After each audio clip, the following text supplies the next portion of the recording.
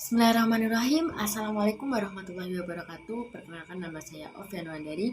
Saya dari jurusan Manajemen Bisnis Syariah semester 4 MBS 4B. Di sini saya selaku moderator dari kelompok 5 sekaligus penyaji materi. Izinkan saya untuk memperkenalkan teman-teman saya sebagai berikut. Yang pertama itu ada Zalfa Nahsyad dengan NIM 069. Yang kedua ada Novia Maya Santi dengan NIM 070. Dan ketiga ada Ayun Nurul dengan NIM 071, Rima Dwi dengan NIM 072, dan saya sendiri Ovian Wandari NIM 073. Kelompok kami akan menyajikan suatu materi yang berjudul menganalisis laporan kinerja manajemen keuangan.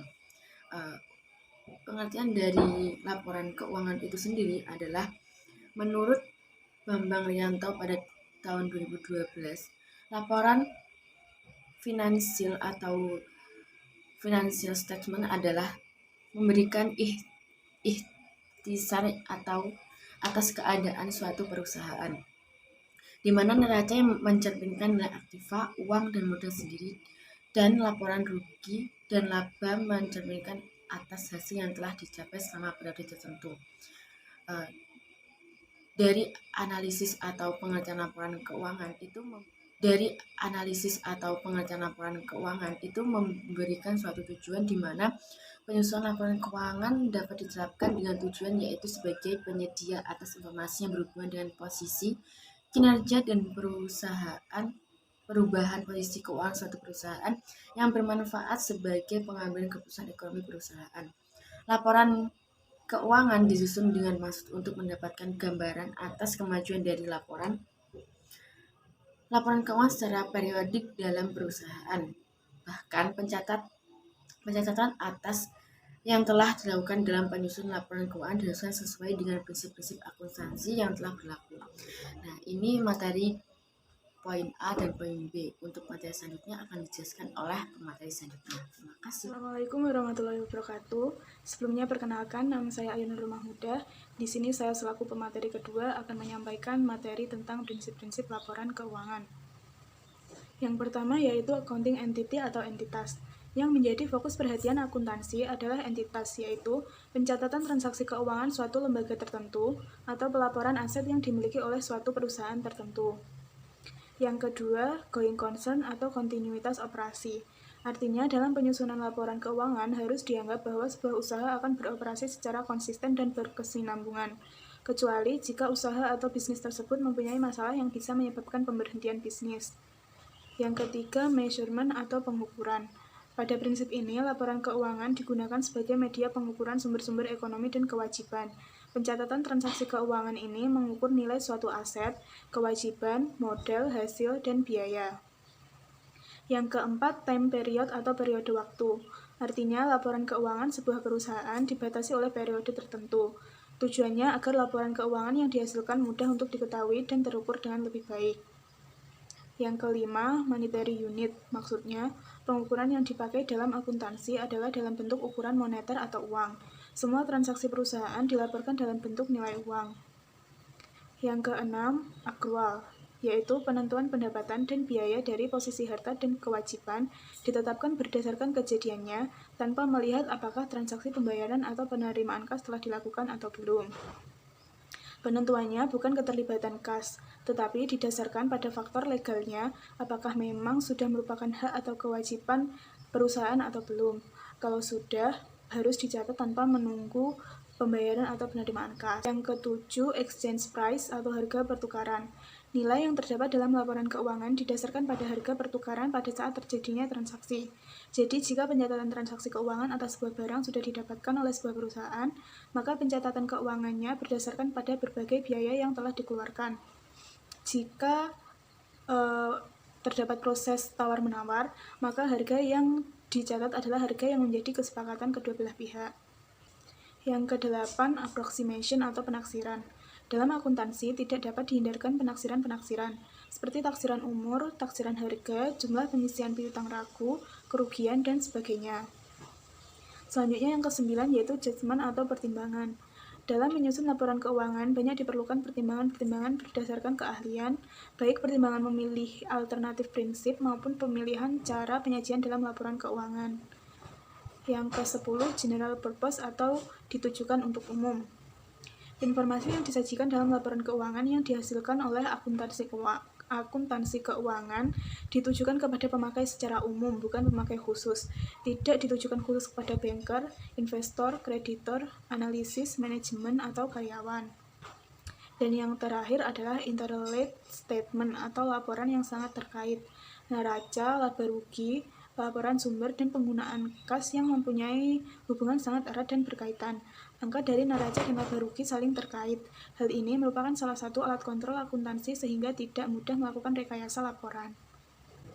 Begitu juga tanpa memperhatikan hubungan satu pos atau akun dengan akun lainnya. Sekian penyampaian materi dari saya, ada kurang lebihnya mohon maaf.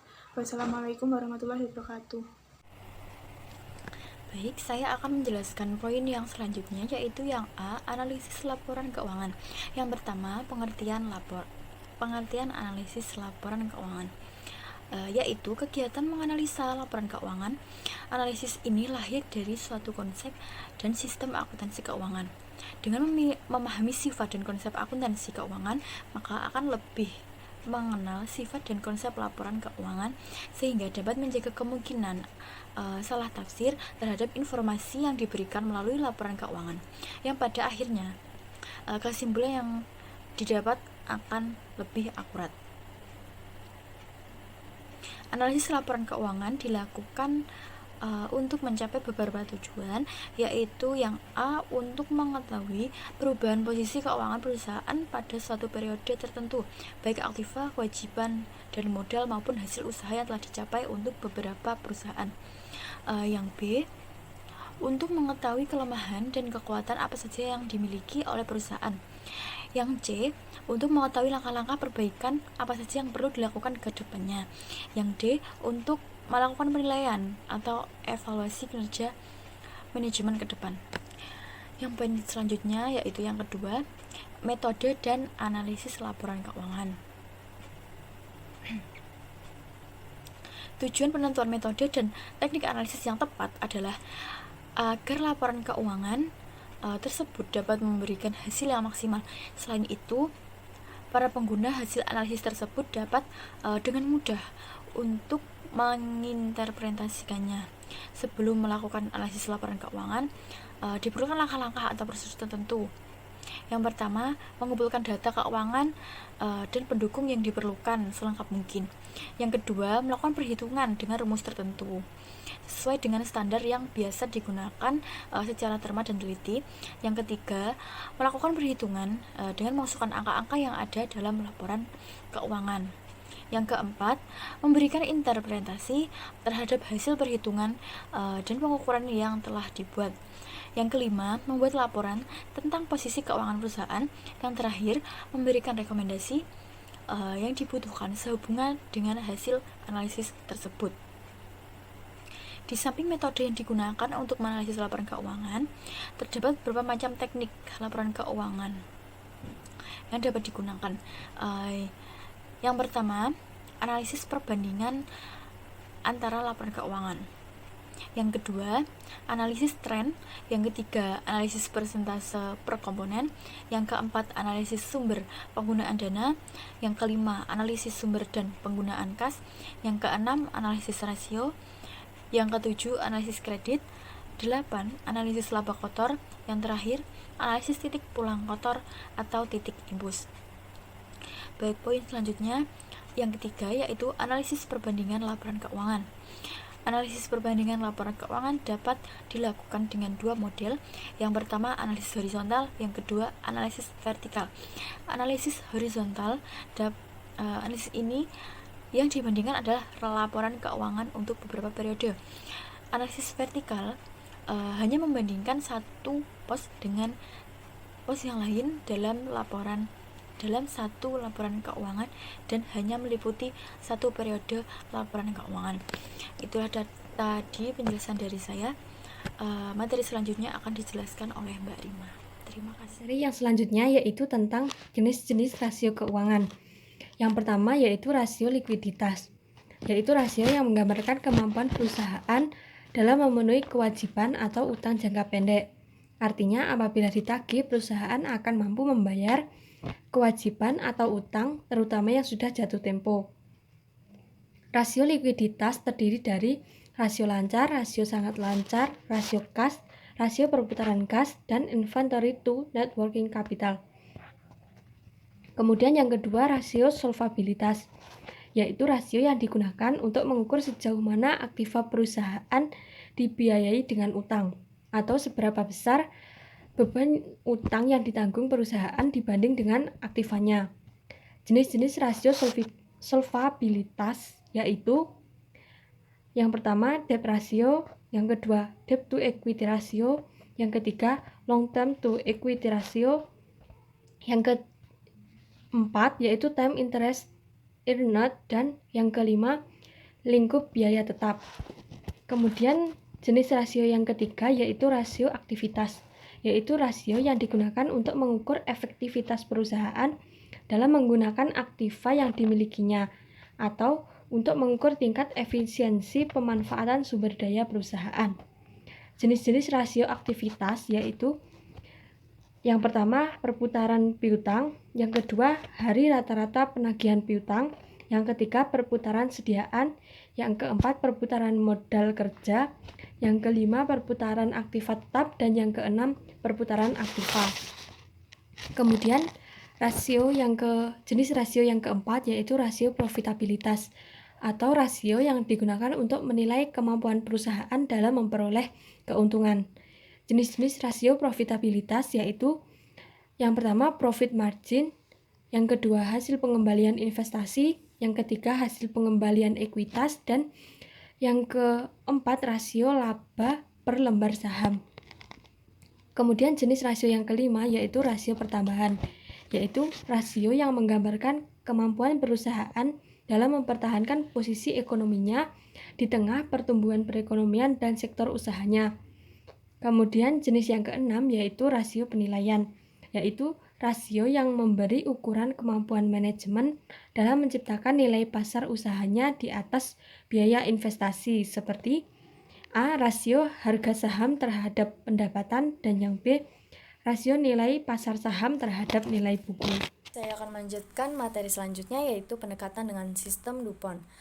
Nah, pengertiannya yaitu Saraswati, Topowijono, dan Yaningwati mengatakan DuPont System adalah sebuah alat yang digunakan untuk mengukur kinerja perusahaan yang menggabungkan rasio-rasio keuangan, yaitu rasio profitabilitas dan rasio aktivitas.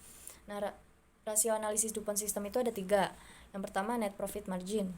Menurut Bambang Rianto, tinggi besarnya NPM dipengaruhi oleh 2 faktor, yakni penjualan bersih dan laba. Nah, rumus dari net profit margin yaitu laba setelah pajak dibagi penjualan bersih dikali 100%. Nah, yang kedua ada total asset turnover atau yang disingkat TATO. Menurut Syafri Dahani, total asset turnover mengukur efisiensi penggunaan aktiva secara keseluruhan dalam satu periode. Jadi maksudnya ukuran tentang sampai seberapa jauh aktiva yang digunakan dalam kegiatan perusahaan, atau menunjukkan berapa kali aktiva yang digunakan dalam kegiatan operasi berputar dalam satu periode tertentu. Rumusnya yaitu total asset turnover sama dengan sales atau penjualan dibagi total assets. Nah, yang ketiga ada return on investment, yaitu merupakan rasio yang menunjukkan hasil atau return atas jumlah aktiva yang digunakan dalam perusahaan untuk atau suatu ukuran tentang efisiensi manajemen. Jadi rasio ini menunjukkan produktivitas dari seluruh dana perusahaan, baik modal pinjaman ataupun modal sendiri. Nah, rumusnya yaitu return on investment sama dengan net profit margin dikali total asset turnover. Baik, sekian dari kelompok kami, kurang lebihnya mohon maaf. Wassalamualaikum warahmatullahi wabarakatuh.